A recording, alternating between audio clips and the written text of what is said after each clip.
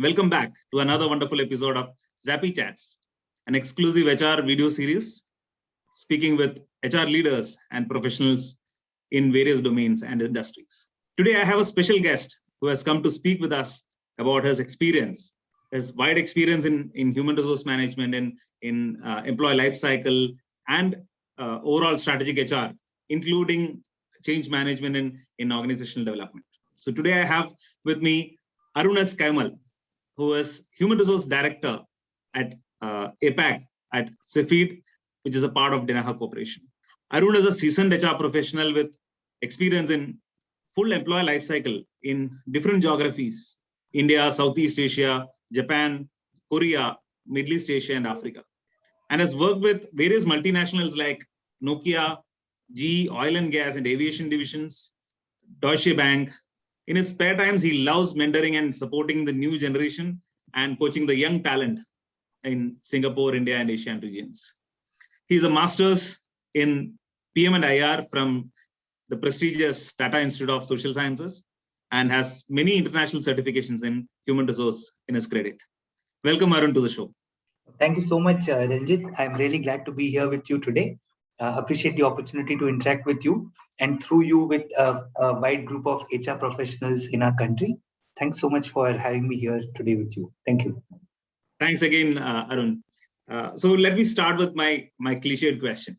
So Arun, yours is an aspirational profile. I mean, any HR professional would want to follow some of the footsteps what you've done. So I would like to know, what are the key milestones in your career? Thanks for the question, Ranjit. I think, first of all, I don't think that my career is aspirational. There are many others out there who've done much better, bigger, and more impactful things. I consider myself lucky to have got a break to be part of Tata Institute of Social Sciences.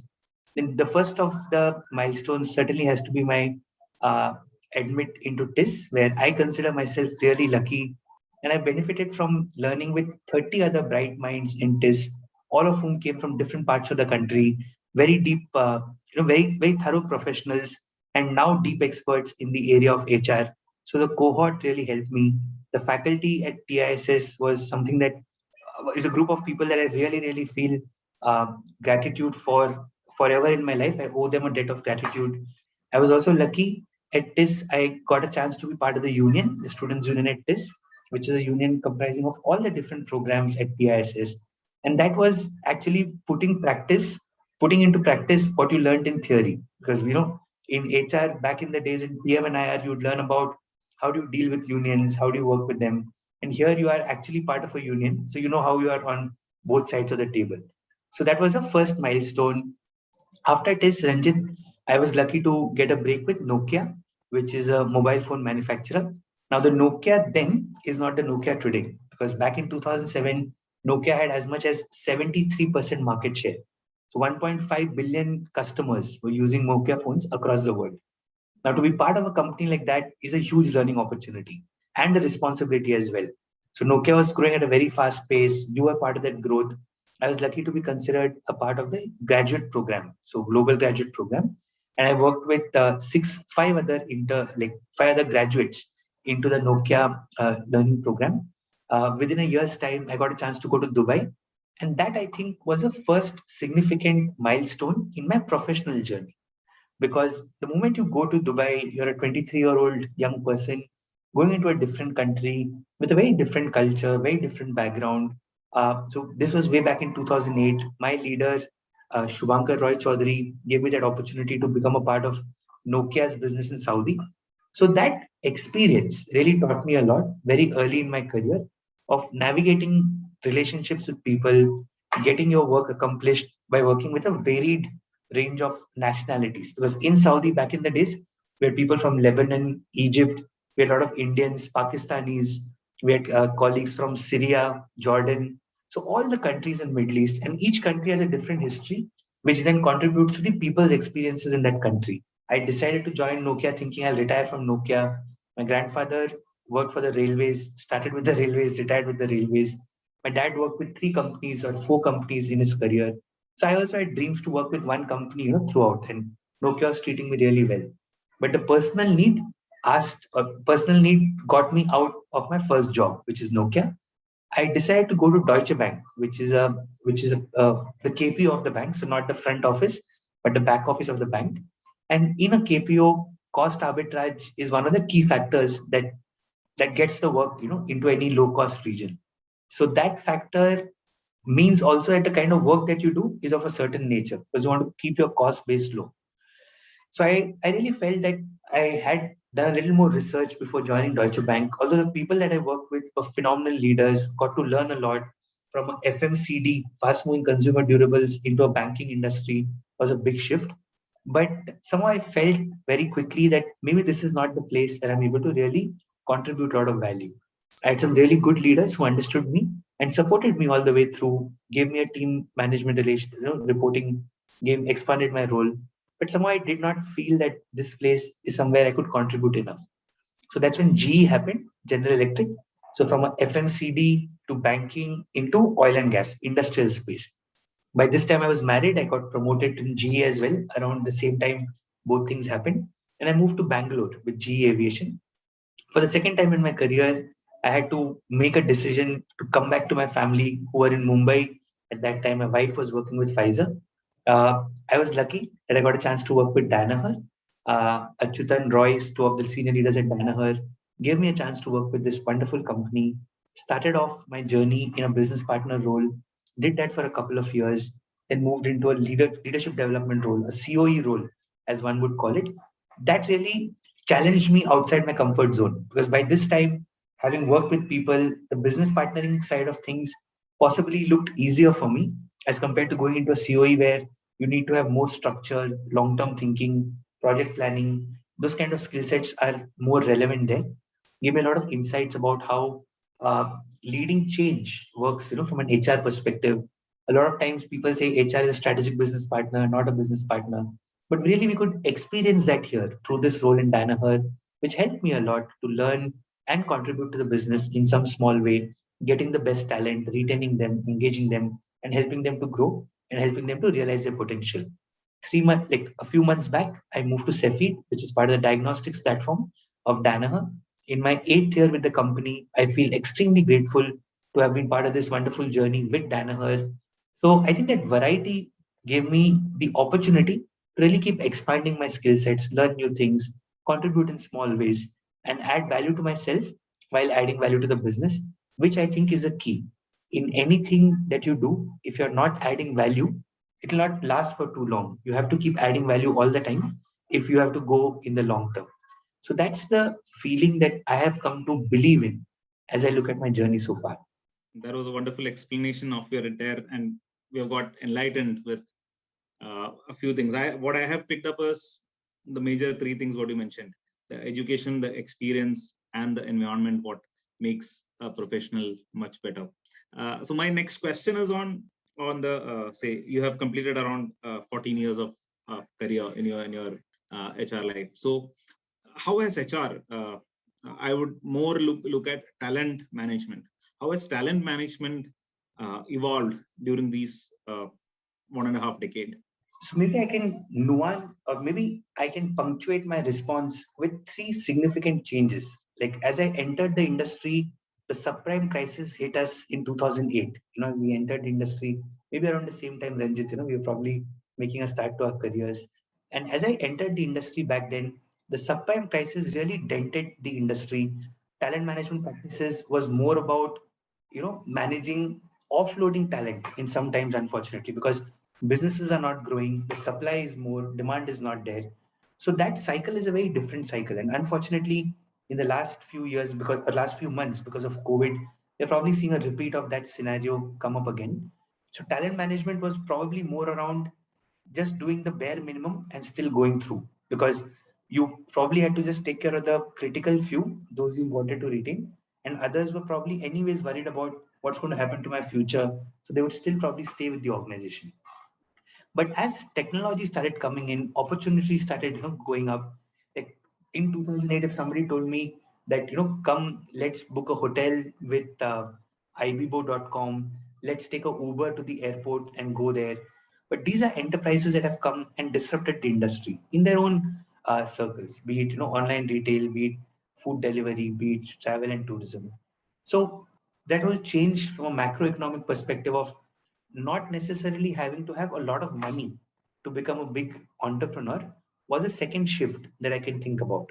And how that impacted HR and talent management specifically is the need to attract and retain the best talent became a lot more aggressive, because the war for talent till then it was a supply which was more, demand was less, but now suddenly the top cream talent everybody wants to go after them. So how do you attract them? What value proposition do you offer?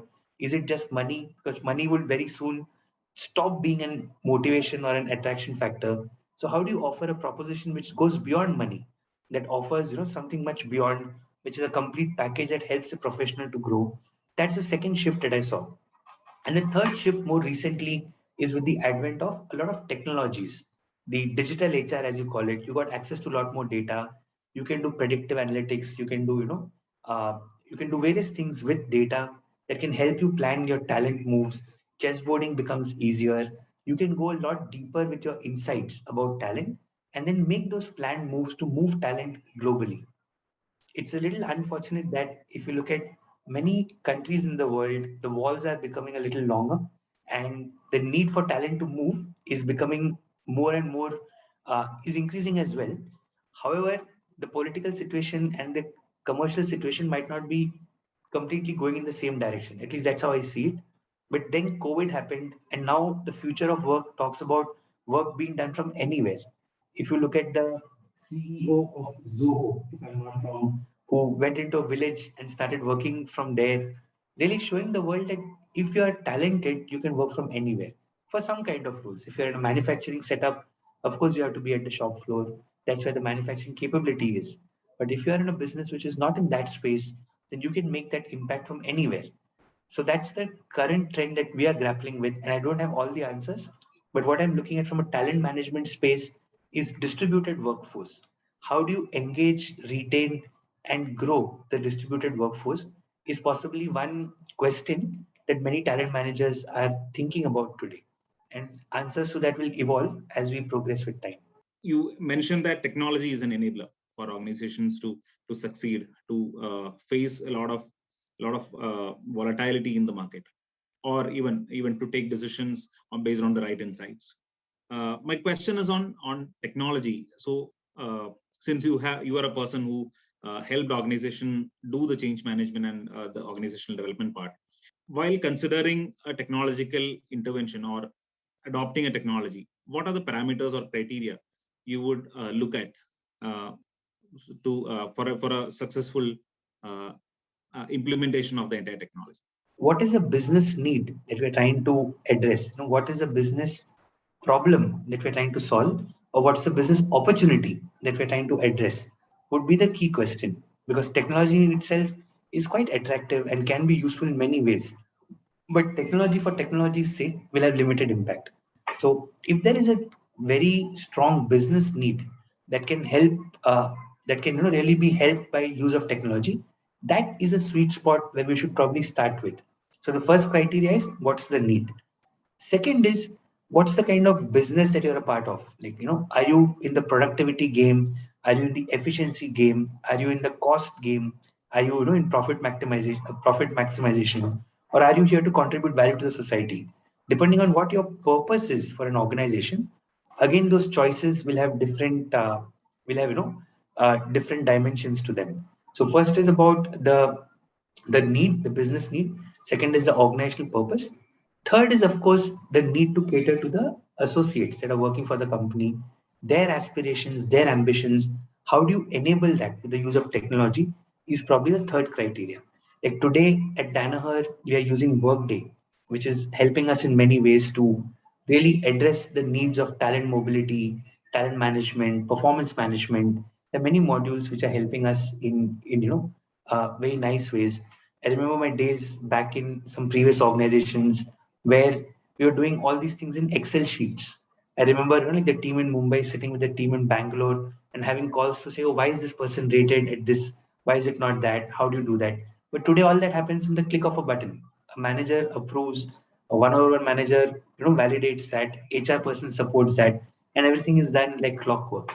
So I think technology has definitely made things easy, but it might not be there for everyone. Like say, for example, if I am a person who's working on the shop floor, that technology can only create so much impact for me. I might be actually threatened by technology to say that the more technology that comes in, there's a possibility that my job might be replaced by machines tomorrow. So there's also that conflicting paradigm that one needs to be aware of when implementing technology in an organization. But definitely it's the business need the purpose, the business need the context, the purpose, and third, the ability of the technology to add value. Are you looking at, like, say, predictive analytics? Are you looking at prescriptive analytics? What do you do with all that data that you have? Like you said, you can automate a lot of stuff, but what after that? What's the impact on associate experience? These are all questions that also come up. So sometimes it could be a situation where you're trying to solve one problem by creating three or four other. So you just need to make sure that you're using technology for the right reasons, which will help you advance your talent agenda and make things better. Ultimately, the proof of any successful implementation of technology is what is a positive outcome for the business and for the associates. As what Dave Ulrich also said in one of his recent discussions, your role as HR is to create a successful business for its people. So your business, your responsibility is mission first, people always. One of my leaders in my current business says this, and I really love him for saying that bold statement out there in front of everyone, that it's mission first and people always, which is really what we're trying to serve as HR partners. So you mentioned about talent war, the war for talent in the previous answer. And today, organizations are facing this. Candidates are having multiple offers in their hand. There are no-shows happening in offered candidates. Same, person repeating, same talent coming in multiple interviews.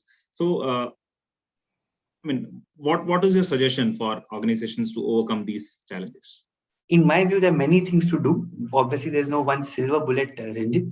But a couple of things that I believe could help in the war for talent is catch them young and grow them from within. I think PNG has been doing this very well for a very long time, where they would get the best talent, grow them from within. What most academy companies would be doing in the past. I think that's something that we probably need to go back into, because the problem starts when the relationship between the associate and the company is a transactional one. If you really want to go deeper, make it a transformational relationship, which is much deeper than the superficial level, then you have to start early. That relationship has to start when the student is on a campus to say that this is a company I want to work for. This is a purpose that attracts me towards this company. Because if the purpose is strong, then that individual will want to partner with that company for a very long time. The purpose is weak. If it's just a company which is there for profits, then you'll find mercenaries for working for that company. And at the first given option, another company that pays you more, the people will switch. So I think the two things that I am going to probably share as a response to your question is, one, catch them young, grow them from within. And second, have your purpose strong in whatever industry that you are a part of. If your purpose is something that is compelling enough for people to feel part of that mission, to contribute and create impact for people in whatever ways, then it will be a lot more easier for you to win that war for talent. Otherwise, you can do a lot of tactical things. You can put some nice PPTs together, do a free pizza party or stuff like that. But ultimately, if that purpose is not there, the people will go at the same speed that they came in the first place. So you need to be, strong on those two pillars, I would say. While identifying and selecting candidates, how is your organization looking for the right competencies? Or in other words, how do you hire right? Today's hiring is also for potential. It's not just for past performance. Recently, Singapore government introduced a stream or an initiative with LinkedIn where they are saying that, look, we don't want to only go by past performance, but we want to hire for skills and then grow people from within, groom them. I personally believe that's the way to go, because we are talking about a culture where diversity and inclusion is going to be a very important priority for organizations. The straitjacketed approach of the past is not going to help us for the dreams of the future, which are more inclusive and thinking of a workplace that allows people to truly realize their potential in more ways than one. So to your question, from a hiring perspective, that's where the starting point is, because everything else has a cascading effect from that point. So from a hiring perspective, the lower the bar, the better it is. Instead of specifying a 5-page JD which has 3 pages of requirements, just start with the critical few. Like, these are top 3 things that I need, and everything else people can lead on the, kind of develop on the way. Can we start hiring for attitude versus only aptitude? Can we start looking at people for the next 5 years, the next 10 years versus just the job that you have on hand? Are all questions that stare at us when that question is thrown out. And how do we hire right? And if we find answers to those 3 questions, that would be a good starting point. Yes, hiring for attitude rather than aptitude, or hiring for future. That's definitely should be the way forward. And rightly mentioned by you that the post-COVID scenario, where is your organization going and what kind of people you want in future? So great points. See, how are you helping organization to sustain its employee, retain its employee, so that the employee's engagement is taken care of, or even the new joiner while he or she comes in, how is their onboarding being taken care of, considering that you have given a very good transformational selection process? How are you sustaining this till the person is productive? In the virtual world, although it's been like 15 months now, and we have some tools, some online learning, we've created some formats that help us, but still human beings by nature are social. If I have a new person who's joining in the Philippines and he or she is not able to meet another colleague for say 12 months, then something is missing out from that person's experience of becoming a part of an organization. So I'm not saying that meeting and greeting is the only thing, but it certainly adds to the mix when you look at a person's experience of joining a new organization. So how can we make the next best alternative available is probably what we should be looking for. So if I can look at the associate's experience from the time of joining, the person has gone through interviews, can you use technology to keep that person engaged? Like, what I've tried to do in my small way is I keep sending WhatsApp messages. This is what the latest thing is about the company. Here's what people are saying. Invite them to calls, have more frequent check-ins, provide them information in a more systematic manner where they can do that at a self-paced, self-study kind of a mode. So those are some tactical elements that we've built in. But to the larger question, Ranjit, of how do I really give that individual a sense of belonging, a sense of being included, a sense where he or she feels proud and passionate to contribute to the organization's purpose? I think it's an evolution, that's a journey where we have to still create a lot more artifacts, we have to create a lot more processes, we have to create a lot more experiences, which will kind of either substitute or better what used to exist in the real world. Because in the virtual world, and it looks like it'll probably stay for some more time, how do we still optimize that experience where an associate genuinely feels that he or she is cared for, he or she has a space to grow, there's a psychologically safe environment that a person is able to thrive and develop in. And leaders provide that nourishment to these associates to really grow. So it's a lot of work to do, and it kind of touches across onboarding, then it touches about people leader capability building, it touches engagement surveys to keep giving you real-time feedback. It's got all elements to it that you look at, and that typically a HRBP is responsible for.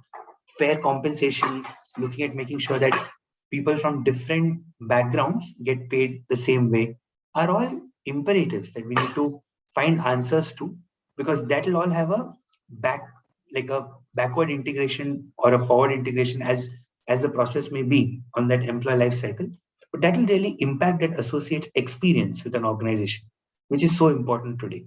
If the experience is not good, associates have equal or more choices as employers. They can decide multiple options. They can decide from multiple options to choose from.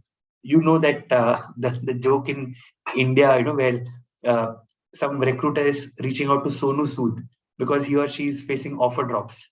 So that kind of situation is something that we could avoid if we have that deep relationship with the person where it's not transaction, it's not money, but truly that purpose that a person is committed to when joining an organization. Who is your role model, Arun? If you want someone, if you want to name someone in the domain, in the HR domain, who is your role model, and what is that one skill you would want to pick up from this person? In an industry where there's so many luminaries, it's difficult to single out one. But somebody who's inspired me as my senior from college is Dr. Santrup Mishra. If you look at him, he's a experienced HR leader, serving in one company for such a long time, able to create impact for a $4 billion plus enterprise, and now leading a business role as well in along with his HR role. That to me is commendable. Like what I've always held as a belief is I am a business person doing a HR role.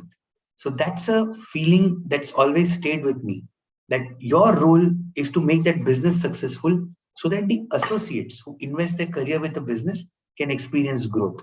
So that's why the saying from one of my leaders, James Meadows, which is mission first, people always, really resonates with me very closely. I think that belief is what Santrup Mishra is living out, because he's not only taking care of the people on one hand. I think Birla Group has a very great reputation in the market as an employer of choice. And then he's also doing a business role where he's showing that as a business leader, I'm able to take care of the business while taking care of my people as well. So that combination is something that I would like to emulate at some point in time. Of course, there are many other leaders. Leena Nair is a leader, whom I respect a lot. I do follow her very closely on LinkedIn. And there are many other leaders that one could think of who've been adding a lot of value to the fraternity as well, not just to the business that they're a part of. So all of those people inspire me and help me to do a little better every day when I come back to work. So my last question on this series would be, since a lot of HR professionals are watching this, a lot of budding HR professionals are also viewing this. So what is your message to the young aspiring HR professionals out there? There are obviously many answers to this, Ranjit, but I'll try to answer with a point that might resonate with you as well as a fellow Malayali, that manasa vacha karmana, there has to be alignment.